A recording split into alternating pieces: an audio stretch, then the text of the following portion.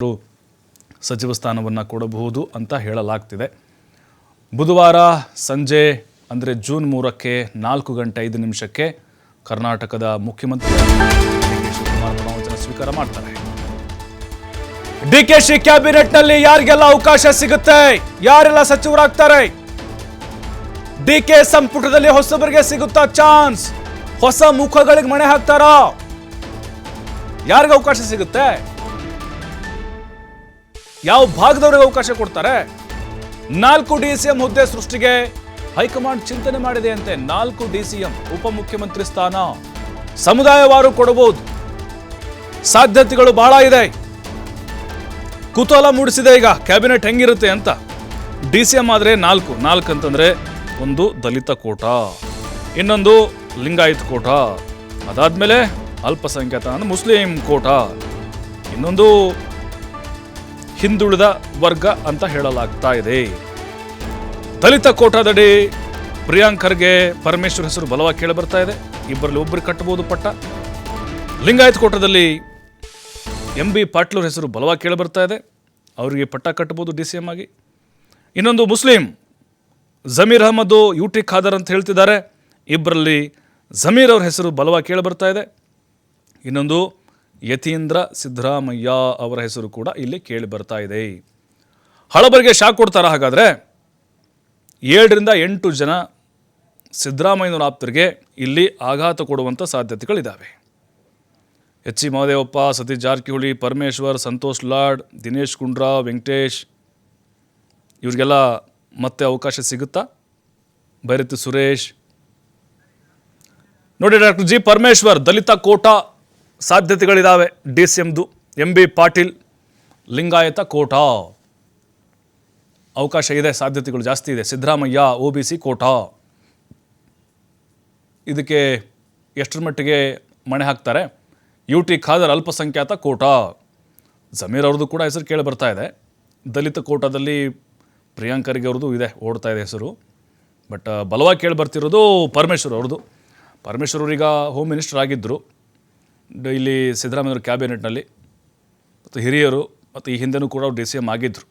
ಹಾಗಾಗಿ ಅವ್ರಿಗೆ ಅವಕಾಶ ಕೊಡ್ಬೋದು ಅಂತ ಹೇಳಲಾಗ್ತಾ ಇದೆ.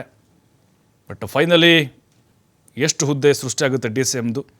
ಬಟ್ DK ಶಿವಕುಮಾರ್ ಅವ್ರಿಗೆ ಇಷ್ಟ ಇಲ್ಲ 3-4 ಮಾಡೋದು, ಗೊಂದಲ ಉಂಟಾಗ್ಬಿಡುತ್ತೆ ಅಂತ. ಬೇಳೂರು ಕೂಡ ಅದನ್ನೇ ಹೇಳ್ತಿದ್ರು ಆಗಲೇ, ಒಂದೇ ಮಾಡಿದರೆ ಅಂತ. ನಮಗನ್ಸುತ್ತೆ ಒಂದೂ ಮಾಡ್ಬೋದು, ಅಥವಾ ಒಂದು ಬೇಡ ಅಂತ ಹೇಳಿದ್ರೆ, ಹೈಕಮಾಂಡ್ ಹೇಳಿದ್ರೆ 4 ಕೂಡ ಮಾಡ್ಬೋದು. ಇಲ್ಲಿ ಬ್ಯಾಲೆನ್ಸ್ ಮಾಡುವಂಥ ಒಂದು ಪ್ರಯತ್ನ ಇದು. ಯಾಕೆಂದರೆ DK ಶಿವಕುಮಾರ್ CM ಆಗಿದ್ದಾರೆ ಅಂತ ಹೇಳಿದ್ರೆ ಸಹಜವಾಗಿ ಅಸಮಾಧಾನ ಇದೆ ಈಗ ಸಿದ್ದರಾಮಯ್ಯನವರ ಆಪ್ತರಿಗೆ. ಅವ್ರ ಅಸಮಾಧಾನವನ್ನು ತಣಿಸ್ಬೇಕಲ್ವ ಇಲ್ಲಿ, ಅವರ ಒಂದು ನೋವೇನಿದೆ ಅದನ್ನು ಕೂಡ ಇಲ್ಲಿ ನಿವಾರಣೆ ಮಾಡುವಂಥ ಪ್ರಯತ್ನ ಹೈಕಮಾಂಡ್ನಿಂದ ಆಗಬಹುದು. MB ಪಾಟೀಲ್, ಪರಮೇಶ್ವರು, UT ಖಾದರ್, ಯತೀಂದ್ರ ಈ 4 ಹೆಸರುಗಳು ಓಡ್ತಾ ಇದೆ. ಮತ್ತು ಕೃಷ್ಣ ಭೈರೇಗೌಡರದ್ದು ಕೂಡ ನೋಡಿ, ಅವ್ರದ್ದು ಮುಂಚೂಣಿಲಿ ಕೇಳಿ ಬರ್ತಾ ಇದೆ ಹೆಸರು. ಅಂದರೆ ಸಚಿವರದ್ದು ನೋಡ್ತಾ ಇದ್ದೀವಿ ನಾವು, ಯಾವೆಲ್ಲ ಶಾಸಕರು ಸಚಿವರಾಗ್ಬೋದು ಅಂತ. ದಿನೇಶ್ ಗುಂಡ್ರಾವ್, ಭೈರತಿ ಸುರೇಶು, KJ ಜಾರ್ಜು ನೋಡಿ, ಎಲ್ಲ ಸಿದ್ದರಾಮಯ್ಯನವರು ಆಗ್ತಾರೆ. ಜಮೀರ್ ಅಹಮದ್ ಈ ಹಿಂದೆ ಸಚಿವರಾದಂಥವ್ರು. ಬಂಗಾರಪೇಟೆ ನಾರಾಯಣ ಸ್ವಾಮಿ ನೋಡಿ, ಇವರು ಲಿಸ್ಟ್ನಲ್ಲಿ ಇದ್ದರು, ಆಕಾಂಕ್ಷಿಗಳ ಲಿಸ್ಟ್ನಲ್ಲಿ. ಮಳವಳ್ಳಿ ನರೇಂದ್ರ ಸ್ವಾಮಿಗೆ ಅವಕಾಶ ಕೊಡ್ಬೋದು. H. C. ಮಹದೇವಪ್ಪ ಹಿಂದೆ ಇದ್ರವರು. ಪುಟ್ಟರಂಗ ಶೆಟ್ಟಿಗೆ ಅವಕಾಶ ಕೊಡ್ಬೋದು. UT ಖಾದರ್ ಸ್ಪೀಕರ್ ಇದ್ರವ್ರೀಗ ಸಚಿವರಾಗ್ಬೋದು. TB ಜಯಚಂದ್ರ ಸ್ಪೀಕರ್ ಯಾರಾಗ್ಬೋದು ಅನ್ನೋದು ಭಾಳ ಕುತೂಹಲ ಇದೆಯಾ? KN ರಾಜಣ್ಣ ಅವ್ರನ್ನ ಮತ್ತೆ ಸೇರಿಸ್ಕೊಳ್ಬೋದು. ಸತೀಶ್ ಜಾರಕಿಹೊಳಿ ಕೂಡ ಅಲ್ಲಿ ಇದ್ದೇ ಇರ್ತಾರೆ. ಅಶೋಕ್ ಪಟ್ಟಣ್ ನೋಡಿ, ಹೊಸ ಮುಖ, ಹೊಸದಾಗಿ. ಅಪ್ಪಾಜಿ ನಾಡುಗೌಡ ಕೂಡ ಹೌದು. BR ಪಾಟೀಲ್ ಹಿರಿಯ ಶಾಸಕರು, ಪೊನ್ನಣ್ಣ ಮುಖ್ಯಮಂತ್ರಿಗಳ ಕಾನೂನು ಸಲಹೆಗಾರ ಆಗಿದ್ದರು ಹಿಂದೆ ಸಿದ್ದರಾಮಯ್ಯನವ್ರಿಗೆ. ಶಿವಲಿಂಗೇಗೌಡರಿಗೆ ಅವಕಾಶ ಕೊಡ್ಬೋದು. JDSನಿಂದ ಬಂದಂಥವ್ರು, DK ಶಿವಕುಮಾರ್ ಅವ್ರಿಗೆ ಭಾಳ ಅತ್ಯಾಪ್ತರು. ಹಾಗಾಗಿಯೇ ಇವರೆಲ್ಲರಿಗೂ ಕೂಡ ಕ್ಯಾಬಿನೆಟ್ನಲ್ಲಿ ಅವಕಾಶ ಸಿಗುವಂಥ ಸಾಧ್ಯತೆಗಳಿದ್ದಾವೆ. ಯತೀಂದ್ರ ಸಿದ್ದರಾಮಯ್ಯನವ್ರನ್ನ ಬಹುಶಃ ಸಚಿವರನ್ನಾಗಿ ಮಾಡ್ಬೋದು ಅಂತ ಅನಿಸುತ್ತೆ DCMಗಿಂತ. ದಿನೇಶ್ ಗುಂಡ್ರಾವ್ ಅವರು ಕೂಡ ಸಿದ್ದರಾಮಯ್ಯನವ್ರ ಸಂಪುಟದಲ್ಲಿದ್ದರು ಹಿಂದೆ. KJ ಜಾರ್ಜು, ಜಮೀರ್ ಅಹಮದ್ ಅವರೆಲ್ಲ ನೋಡಿ, ಬಹುತೇಕವಾಗಿ ಕೆಲವೊಬ್ಬರಿಗೆ ಇಲ್ಲಿ ಅವಕಾಶಗಳು ತಪ್ತಾ ಇದೆ. ಅಂದರೆ ಯಾರ್ಯಾರೆಲ್ಲ ಹಿರಿಯರಿದ್ದಾರೋ ಅಂಥವ್ರಿಗೆ ಮಾತ್ರ ಅವಕಾಶ ಇಲ್ಲಿ ಸಿಗ್ತಾ ಇದೆ. ಮತ್ತು ಜಾತಿ ಲೆಕ್ಕಾಚಾರ ಸಹಜವಾಗಿ ಅಲ್ಲಿ ಇದ್ದೇ ಇರುತ್ತೆ. ಬಟ್ ಇನ್ನೊಂದು ಸ್ಪೀಕರ್ ಯಾರಾಗ್ಬೋದು ಅಂತ ಗೊತ್ತಾಗ್ತಿಲ್ವಲ್ಲ. ಇಲ್ಲಿ ಸ್ಪೀಕರು UT ಖಾದರ್ ಇದ್ದರು, ದೇಶಪಾಂಡೆ ಹೆಸರು ಮತ್ತು TB ಜಯಚಂದ್ರ ಹೆಸರು ಭಾಳ ಬಲವಾಗಿ ಕೇಳಿ ಬರ್ತಾ ಇದೆ. ಪರಮೇಶ್ವರದ್ದು ಹೆಸರು ಕೇಳಿ ಬರ್ತಿದೆ ಅಂತೆ. ರಾಮಲಿಂಗಾರೆಡ್ಡಿಗೆ ಅವಕಾಶ ಕೊಡ್ಬೋದು, ಅವರು ಗೃಹ ಖಾತೆ ಕೊಡಬೇಕಂತ ಹಠ ಹಿಡಿದಿದ್ದಾರಂತೆ. ಆಮೇಲೆ ಶಾಂತಿನಗರ MLA NA ಹ್ಯಾರಿಸ್ ಅವರು DK ಶಿವಕುಮಾರ್ ಆಪ್ತ ವಲಯದಲ್ಲಿ ಗುರುತಿಸ್ಕೊಂಡಿದ್ದಾರೆ.